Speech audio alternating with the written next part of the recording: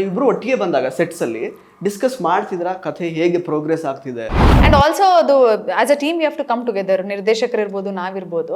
ದಿಯಾ ಬಂದು 2020 ಅಲ್ಲಿವರೆಗೂ ನಾನು ಯಾರು ಅನ್ನೋದು ಯಾರಿಗೂ ಗೊತ್ತಿರಲಿಲ್ಲ. ಆ್ಯಂಡ್ ನನಗೆ ಇನ್ನಷ್ಟು ಹಾರ್ಡ್ ವರ್ಕ್ ಮಾಡ್ಬೇಕು. ಈಗ ಮಾಡಿದ್ದು ಏನಿಲ್ಲ. ಆ್ಯಸ್ ಅ ಮೇಕರ್ ಕೂಡ, ಅಂದರೆ ಬರೀ ನಾನು ಆ್ಯಕ್ಟರ್ ಆಗಕ್ಕೆ ಬಂದಿದ್ದಲ್ಲ, ಆ್ಯಸ್ ಅ ಮೇಕರ್ ಕೂಡ ನಾನು ತುಂಬ ಹಾರ್ಡ್ ವರ್ಕ್ ಮಾಡಿ ಇನ್ನಷ್ಟು ಸಿನಿಮಾಗಳನ್ನು ಮಾಡಬೇಕು. ಈಗ ಸದ್ಯಕ್ಕೆ ಇರೋದೇನು ಅಂತ ಹೇಳಿದ್ರೆ ಇವನು ದಿಯಾ ಆ್ಯಕ್ಟ್ರು ಅಷ್ಟೇ.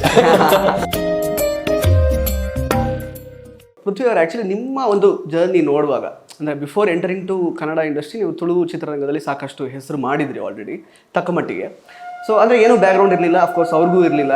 ಬಟ್ ಇಷ್ಟರ ಮಟ್ಟಿಗೆ ಬಂದು ನಿಂತು ಈಗ ದಿಯಾ ಅನ್ನುವಂತಹ ಸಿನಿಮಾ ಹಿಟ್ಟಾಗಿ ಶಿವಣ್ಣನ ಜೊತೆಗೆ ಆ್ಯಕ್ಟ್ ಮಾಡುವಂಥ ಒಂದು ಅವಕಾಶ, ಈಗ ಸಾಲು ಸಾಲು ಸಿನಿಮಾಗಳು ಬರ್ತಾ ಇರುವಂಥದ್ದು. ಸೊ ಎಷ್ಟರ ಮಟ್ಟಿಗೆ ರಿಜಿಸ್ಟರ್ ಆಗಿದ್ದೀರಾ ಅಂತ ಅನ್ಸುತ್ತೆ ಜನಗಳ ಮನಸ್ಸಲ್ಲಿ? ಸೇಮ್ ಆನ್ಸರ್ ಅವರು ಹೇಳ್ದಂಗೆ.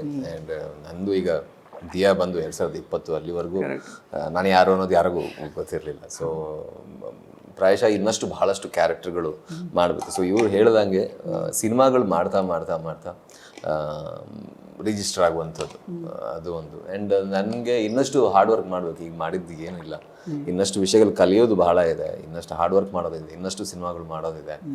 ಆ್ಯಂಡ್ ಆ್ಯಸ್ ಅ ಮೇಕರ್ ಕೂಡ, ಅಂದರೆ ಬರೀ ನಾನು ಆ್ಯಕ್ಟರ್ ಆಗಕ್ಕೆ ಬಂದಿದ್ದಲ್ಲ, ಆ್ಯಸ್ ಅ ಮೇಕರ್ ಕೂಡ ನಾನು ತುಂಬ ಹಾರ್ಡ್ ವರ್ಕ್ ಮಾಡಿ ಇನ್ನಷ್ಟು ಸಿನಿಮಾಗಳನ್ನು ಮಾಡಬೇಕು. ಸೊ ಅದಾದ್ಮೇಲೆ ಪ್ರಾಯಶಃ ರಿಜಿಸ್ಟರ್ ಅಂತ ಹೇಳ್ಬೋದು. ಅಲ್ಲಿವರೆಗೂ ಈಗ ಸದ್ಯಕ್ಕೆ ಇರೋದೇನು ಅಂತ ಹೇಳಿದ್ರೆ ಇವನು ದಿಯಾ ಆ್ಯಕ್ಟ್ರು ಅಷ್ಟೇ.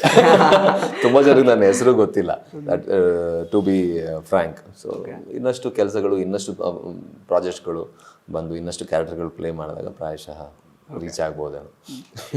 ಅದೇ ನಾನು ಇವಾಗ ಸಿಮಿಲಾರಿಟಿ ಅಂತ ಬರುವಾಗ ಇನ್ನೊಂದು ಸಿಮಿಲಾರಿಟಿ, ಈಗ ನೀವು ಜ್ಞಾಪಿಸಿದಾಗೆ ನೀವು ಕೂಡ ಈಗ ಮೇಕರ್ ಆಗ್ಲಿಕ್ಕೆ ಬಂದಿರೋದು ರೈಟಿಂಗಲ್ಲಿ ಸ್ವಲ್ಪ ಹೋಲ್ಡ್ ಇದೆ ನಿಮಗೆ. ಆ್ಯಕ್ಚುಲಿ ನನಗೆ ಗೊತ್ತಿರೋ ಪ್ರಕಾರ ಮೇಡಮ್ ಆಲ್ರೆಡಿ ತಕ್ಕ ಮಟ್ಟಿಗೆ ಪ್ರೂವ್ ಮಾಡಿದ್ದೀರಾ ಆ್ಯಕ್ಚುಲಿ ಲವ್ ಮಾಕ್ಟೇಲಲ್ಲಿ ಸರ್ ಜೊತೆಗೆ ಬರೆದು, ಡಾರ್ಲಿಂಗ್ ಕೃಷ್ಣ ಸರ್ ಜೊತೆಗೆ.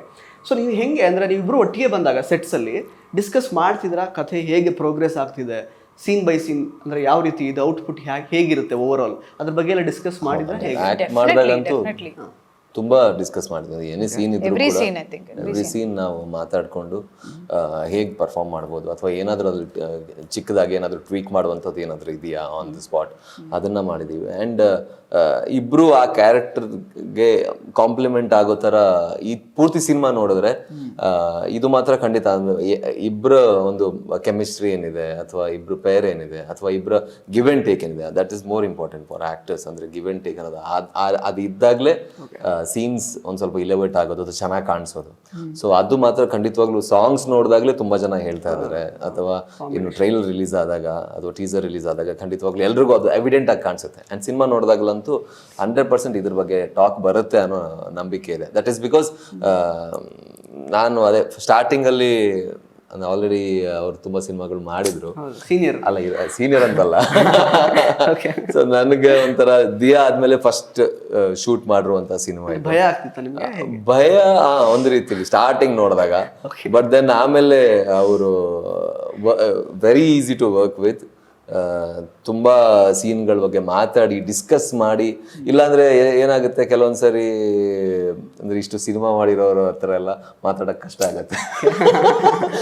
ಬಟ್ ನಾನೇನೋ 100 ಸಿನಿಮಾ ಮಾಡಿರೋ ಹಂಗಲ್ಲ, ಆನ್ ಸೀರಿಯಸ್ ನೋಟ್ ತುಂಬಾ ಡಿಸ್ಕಸ್ ಮಾಡಿ ಅಷ್ಟೊಂದು ಕಂಫರ್ಟ್ ಝೋನ್ ಇತ್ತು, ತುಂಬಾ ಮಾತಾಡ್ತಿದ್ವಿ. ಅಂಡ್ ಇವರ ಪರ್ಸ್ಪೆಕ್ಟಿವ್ ಟವರ್ಡ್ಸ್ ಸಿನಿಮಾ ಅಥವಾ ಇವರ ಪರ್ಸ್ಪೆಕ್ಟಿವ್ ಟವರ್ಡ್ಸ್ ಲೈಫ್ ನನಗೆ ಬಹಳ ಇಷ್ಟ ಆಗಿರುವಂಥದ್ದು. ತುಂಬ ತುಂಬ ತಿಳ್ಕೊಂಡಿದ್ದಾರೆ. And she has a very good perspective towards life, towards acting, towards films.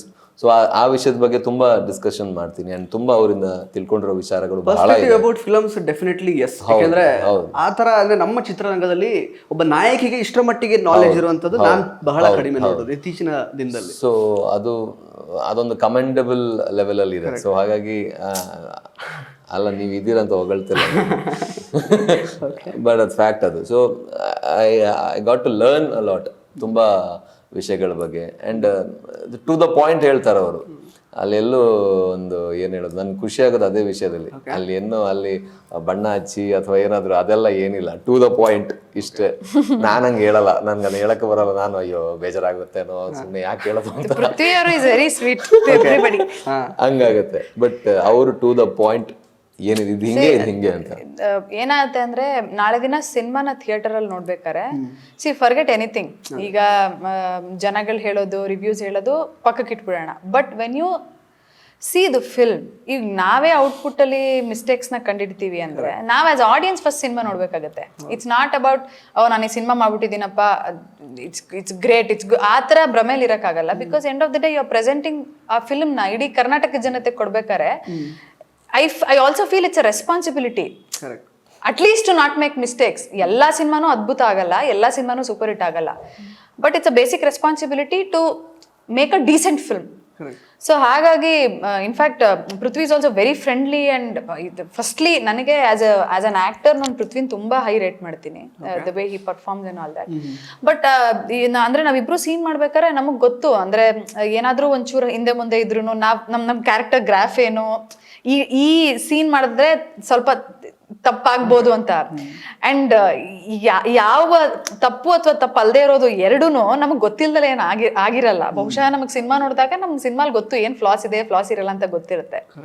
And also ಅದು as a team you have to come together. ನಿರ್ದೇಶಕರು ಇರ್ಬೋದು, ನಾವಿರ್ಬೋದು, ಒಂದು ಅಂಡರ್ಸ್ಟ್ಯಾಂಡಿಂಗ್ ಅಲ್ಲಿ ಮಾಡ್ಕೊಂಡು ಹೋಗ್ಬೇಕಾಗತ್ತೆ ಸೀನ್. ಅಂಡ್ ಕ್ಯಾರೆಕ್ಟರೈಸೇಷನ್ಸ್ ನಮಗ್ ಡೆಫಿನೆಟ್ಲಿ ಗೊತ್ತಿರಬೇಕು. ನಾವು ಏನ್ ಕ್ಯಾರೆಕ್ಟರೈಸೇಷನ್ ಪ್ಲೇ ಮಾಡ್ತಾ ಇದೀವಿ, ಇದ್ರ ಗ್ರಾಫ್ ಹೆಂಗಿದೆ, can I behave certain way ಅನ್ನೋದೆಲ್ಲ ಇಟ್ಸ್ ಇಂಪಾರ್ಟೆಂಟ್. ಸೊ ಹಂಗಾಗಿ ಒಂದು ಆರ್ಟಿಸ್ಟ್ ಜೊತೆ ಒಂದು ರ್ಯಾಪೋ ಇರೋದು ಕೂಡ ಎಷ್ಟು ಮುಖ್ಯನೋ ಸ್ಕ್ರೀನ್ ಮೇಲೆ ಅದು ಕಾಣುತ್ತೆ. ಅಂದ್ರೆ ನೀವು ಡಿಸ್ಕಸ್ ಮಾಡಿದೀರಾ ಸೀನ್ಸ್ ಅಂತ, ಐ ಥಿಂಕ್ ಅದು ತೆರೆ ಮೇಲೆ it will give the result. So ಆ ರ್ಯಾಪೋ ಚೆನ್ನಾಗಿತ್ತು ನಮ್ಗೆ.